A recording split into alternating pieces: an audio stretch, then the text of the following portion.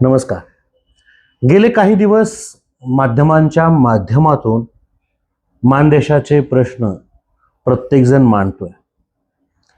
आपण म्हणतो की नेहमीच येतो दिवाळी दसरा, त्या पद्धतीचं मान खटावच्या भागाचं झालेलं आहे. उन्हाळ्याची चाहूल लागली की मान तालुक्यातील पाणी पळून जातं.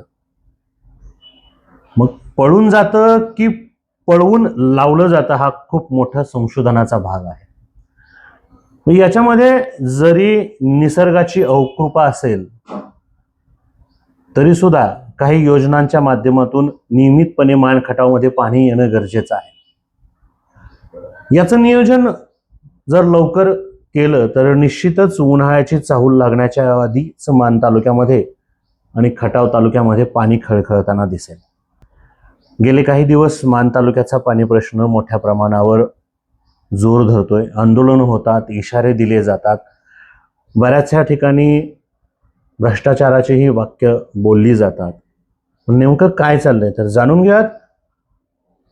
मान खटावमध्ये सध्या एक मोठा आवाज, सामाजिक कार्यकर्ते जे आपल्या नेहमीच वेगवेगळ्या आंदोलनातून सरकारला, लोकप्रतिनिधींना आपली जागा दाखवून देण्याचा प्रयत्न करतात आणि त्या माध्यमातून सामाजिक प्रश्न सोडवण्याचा प्रयत्न करतात. महेश करचे जे गेले काही दिवस कामगारांच्या लढ्यापासून ते शेतकऱ्यांच्या लढ्यापर्यंत एक खंबीर तंबू म्हणून उभा राहिले होते. आता जनमानसाचं पाठबळ त्यांना मिळतंय. नेमकी मान खटावची परिस्थिती का होते, कशामुळे होते हे जाणून घेऊयात. नमस्कार. नमस्ते. गेले काही दिवस आपण बघतोय की मान खटावमध्ये पाणी प्रश्न पेटतोय.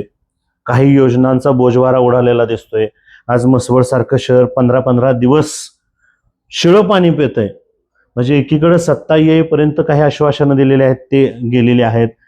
नुकतीच जिल्हा परिषदेची निवडणूक झाली, मग त्याचा राग काही निघतोय का आणि काही गोष्टी जाणून बुजून केल्या जातात का?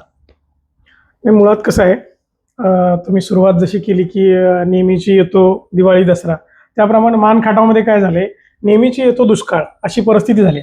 आणि मग इथलं जर पाण्याची परिस्थिती जर बघितली, म्हणजे मागच्या 10-20 वर्षातली परिस्थिती आणि आत्ताची परिस्थिती बघितली तर बऱ्याचशा ज्या पाणी योजना शासनानं या भागामध्ये ज्या राबवलेल्या आहेत त्या पूर्णत्वास गेलेल्या आहेत जवळपास. आणि अनेक कित्येक वर्ष, कित्येक दशकं झालं इथलं राजकारण हे पूर्ण पाण्यावरती चालू आहे. म्हणजे आत्ता काही अगदी आपण अलीकडच्या काळात जर बघितलं असेल तर कोणत्याही निवडणुका असल्या की त्या निवडणुकीच्या अगोदर पाणी येतं आणि निवडणुका झाल्या की ते पाणी गायब होतं. हा काय प्रकार आहे? हा निव्वळ योगायोग नाही, या पाठीमागे राजकारण आहे आणि हा पूर्व नियोजित असा पाणी घोटाळा आहे.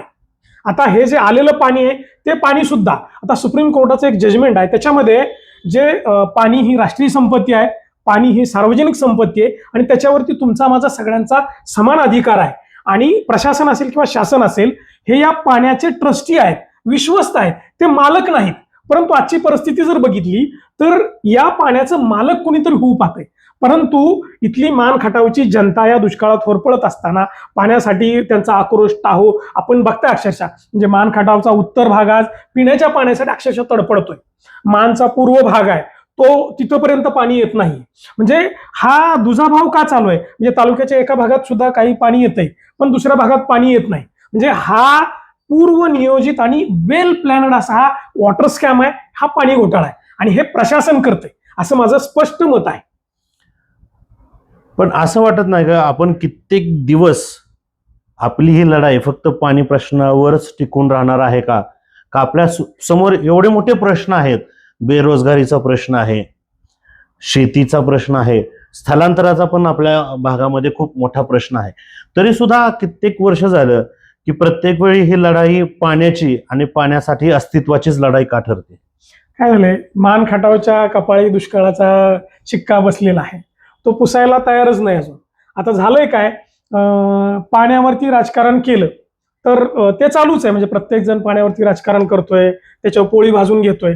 पण जर इथला पाण्याचा प्रश्न संपूर्णपणे सुटला तर दुसरा प्रश्न, उद्या तुम्ही रोजगार मागाल, उद्या तुम्ही चांगले रस्ते मागाल, उद्या इथं या भागात जर चांगला शेतमाल निर्माण होतोय तर त्याच्या प्रक्रियेसाठी तुम्हाला इथं काम करावं लागेल.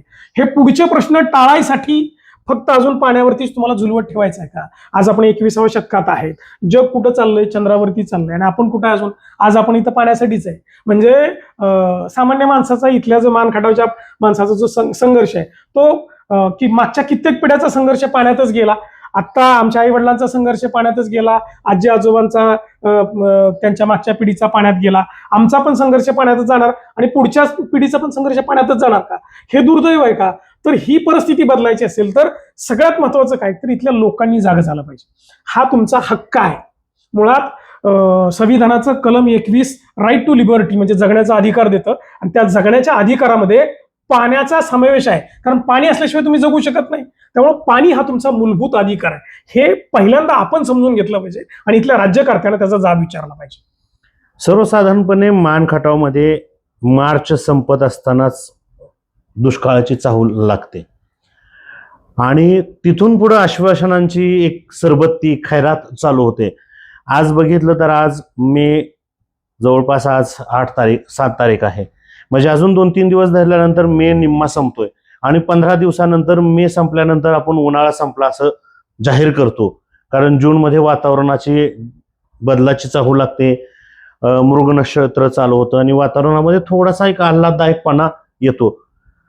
मे महिना निम्मा जरी झाला तरी अजून पाणी काही भागामध्ये पोचले, काही भागांमध्ये पोचलेलं नाही.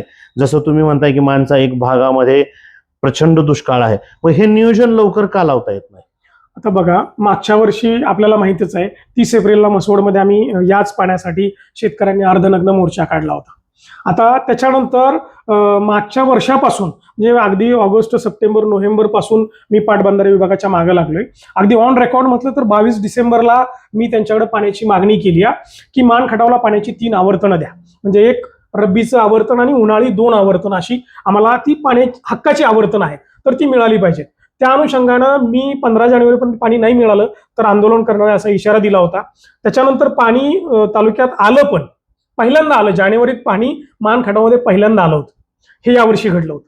परंतु त्याच्यानंतर ते पाणी बंद झालं. त्याच्यानंतर जिल्हा परिषद पंचायत समितीच्या निवडणुका झाल्या आणि पाणी गायब झालं. म्हणजे या भागातला जर त्या निवडणुकांचा निकाल वेगळ्या पद्धतीने लागलाय म्हणून पाणी गायब होतंय का? आज त्याच्यात दुसरी एक परिस्थिती आहे. म्हणजे खटाव तालुका असेल आणि मान तालुक्याचा वरचा भाग, पश्चिमेचा भाग असेल, त्या भागाला 2-2 आवर्तनं मिळाली. पण मान तालुक्याचा जो पूर्व भाग आहे म्हणजे तारळी योजनेतला जो लाभ क्षेत्रातला भाग आहे, वळईपासूनचा खालीपार शिरतावपर्यंतचा जो सगळा भाग आहे, या टप्प्यात अजून एक पण पाणी मिळालं नाही. म्हणजे संविधानाचं 14वं कलम आम्हाला सांगतं की इक्वॅलिटी बिफोर लॉ म्हणजे कायद्याच्या समोर समानता आहे. मग हे नागरिक वेगळे आहेत, ते शेतकरी वेगळे आहेत आणि आम्ही वेगळे आहेत का?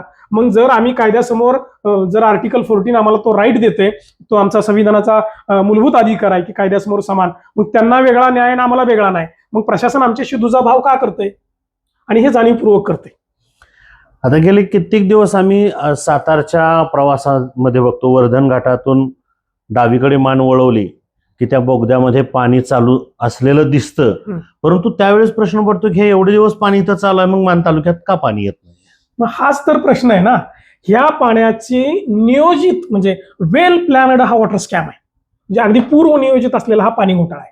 म्हणजे ते पाणी कुठं वळवायचं, कुठे हे करायचं. म्हणजे अगदी आता काही भागात, मान तालुक्याच्याच काही भागामध्ये त्या कॅनॉलमध्ये मातीचा बांध आडवा घालून जेसीबीनं पोकल्यानं बांध घालून पाणी अडवलं जाते, ते दुसरीकडे वळवलं जाते आणि हे अधिकाऱ्यांच्या डोळ्यात देखत होते. मग अधिकारी त्याला विरोध का करत नाहीत? तर हे क्रिमिनल कन्स्पायरेसी आहे. पाटबंधारे विभागाचे अधिकारी हे संगनमतानं पाणी चोरी करतायत, पाण्याचा घोटाळा करतायत आणि म्हणूनच आम्ही या अधिकाऱ्यांच्या वरती आता आम्ही पाणी मागतच नाहीये. पाणी आमचा अधिकार आहे. आम्ही मागचे 3-4 महिने झाले तुम्हाला पाणी मागतोय. आता आमची मागणी काय आहे तर मान खटावला जे पाणी येतंय ते टेल टू हेड पाण्याचं समन्यायी वाटप व्हावं. हे पाटबंधारे अधिनियम आहे 1976चा. त्या नियमानुसार ते या अधिकाऱ्यांच्या वरती बंधनकारक आहे. ही त्यांची ड्युटी आहे, पण ते करत नाहीयेत. दुसरी गोष्ट, पाण्याची चोरी होत असेल तर त्याला आळा घालणं, त्याच्यावरती गुन्हे दाखल करणं ही सुद्धा यांची ड्युटी आहे. ही यांचं काम आहे, परंतु ते करत नाहीयेत.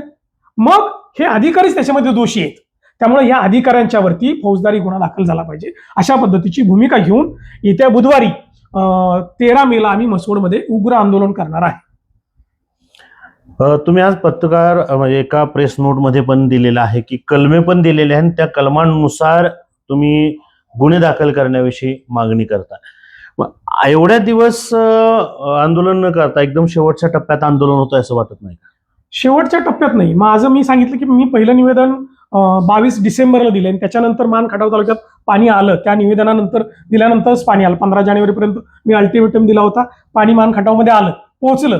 आणि मी त्या पाटबंधारे अधिकारी विभागांच्या नेहमी टचमध्ये आहे, त्यांचे संपर्कात आहे, त्यांच्या प्रत्यक्ष भेटी घेतोय, फोनवरून संपर्कात आहे.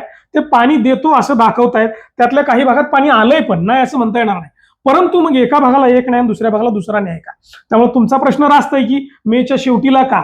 तर मला ती आशा होती की आमची संघर्ष करायची इच्छा नाहीये, परंतु संघर्ष आमच्यावर लादला असेल तर या मान खटावच्या मातीनं आमच्या रक्तातच संघर्ष पेरलेला आहे. त्यामुळे संघर्षाला आम्ही अजिबात घाबरत नाही. आम्ही आमच्या हक्कासाठी लढू, झगडू, आमचा अधिकार तर मिळवूच. परंतु आमचा अधिकार कोण जर हिरावून घेतंय तर त्यांना कायद्याच्या भाषेत उत्तर देऊन त्यांना त्यांची जागा दाखवा. नक्कीच येणारा दिवस म्हणजे 13 मे मान खटावच्या दृष्टिकोनातून खूप महत्वाचा दिवस ठरेल. या दिवशी आंदोलन होतं की त्याच्या अगोदरच अधिकाऱ्यांना जाग येते आणि अधिकारी योग्य ते नियोजन करून हे आंदोलन थांबवतात, हे बघणं खूप महत्वाचं ठरेल. 13 तारखेला आपल्या सगळ्यांना एक चित्र स्पष्ट दिसेल की खरंच हे अधिकारी दोषी आहेत की राजकीय परिस्थिती वेगळी आहे.